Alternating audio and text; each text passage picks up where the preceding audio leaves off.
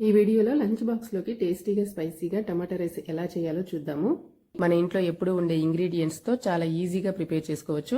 ఇప్పుడు ఈ టమాటా రైస్ని ఎలా తయారు చేసుకోవాలో చూద్దాము. దీనికోసం ముందుగా స్టవ్ వెలిగించి ప్యాన్ పెట్టుకుని 2 టేబుల్ స్పూన్ల నూనె వేసుకుని నూనె వేడెక్కిన తర్వాత 3 యాలకులు, 4 లవంగాలు, 2 చిన్న దాల్చిన చెక్క ముక్కలు, 1 బిర్యానీ ఆకు వేసుకుని వేయించుకోవాలి.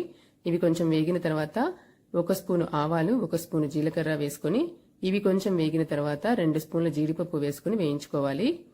జీడిపప్పు వేగిన తర్వాత 2 పచ్చిమిర్చి ముక్కలు, కరివేపాకు, 1 మీడియం సైజు సన్నగా కట్ చేసిన ఆనియన్ స్లైసెస్, పసుపు కూడా వేసుకుని వీటన్నిటినీ ఒకసారి కలుపుకుని 2 నిమిషాలు లో ఫ్లేమ్లో ఫ్రై చేసుకోవాలి. 2 నిమిషాల తర్వాత దీంట్లో 3 మీడియం సైజు టొమాటో ముక్కలు వేసుకుని ఒకసారి కలుపుకొని 4 నుంచి 5 నిమిషాలు మూత పెట్టుకుని లో ఫ్లేమ్లో టమాటాలని మగ్గించుకోవాలి.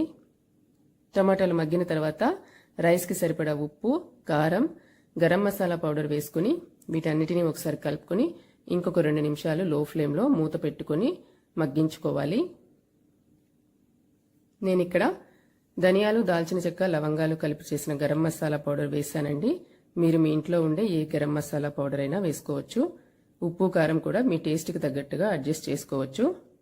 2 నిమిషాల తర్వాత మనం కుక్ చేసి పక్కన పెట్టుకున్నటువంటి రైస్ కూడా వేసుకొని ఈ మసాలా అంతా ఈ రైస్కి పట్టేలాగా బాగా కలుపుకొని ఇంకొక 2 నిమిషాలు మూత పెట్టుకొని లో ఫ్లేమ్లో వేయించుకోవాలి.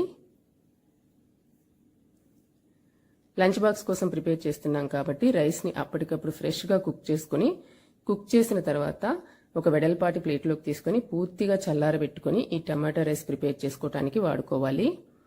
ఇంట్లో తినడానికి చేసుకునేటట్లయితే లెఫ్ట్ ఓవర్ రైస్తోనైనా సరే చేసుకోవచ్చు.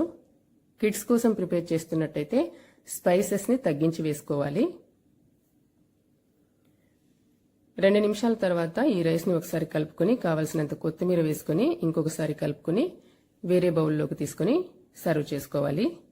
ఇది ఆఫీస్కి లంచ్ బాక్స్లోకి తీసుకెళ్లడానికి, డే అవుటింగ్కి కానీ, పిక్నిక్కి కానీ, ట్రావెలింగ్కి కానీ వెళ్లేటప్పుడు తీసుకెళ్లడానికి బాగుంటుంది.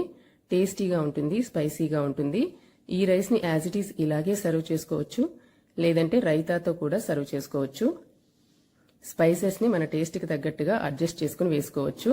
మీరు కూడా మీ లంచ్ బాక్స్లోకి ఒకసారి ట్రై చేసి చూడండి.